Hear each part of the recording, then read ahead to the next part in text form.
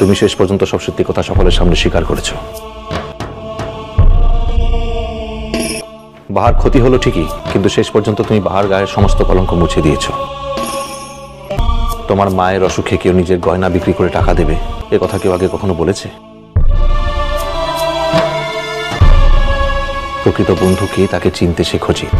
আপনি যেখানে যেতে বলবেন আমি সেখানেই যাব দাদা। Thank you. আমি তোমার কাছ থেকে খানিকটা হেল্প চাইবো আজ।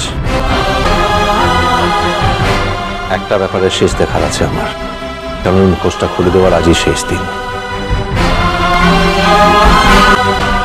তোমরা বাহার বন্ধু বান্ধবেরা সেদিন উপযুক্ত কাজ করেছো।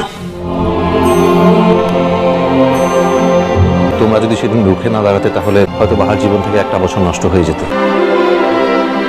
কারণ এই ম্যাডামরা তো বাহাকে পরীক্ষায় বসতেই দিত না।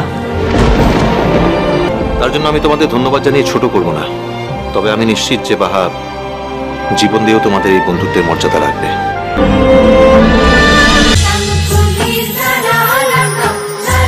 ইষ্টি কুটুম সোম থেকে রবি প্রতিদিন দুপুর 2টায় স্টার জলসায়।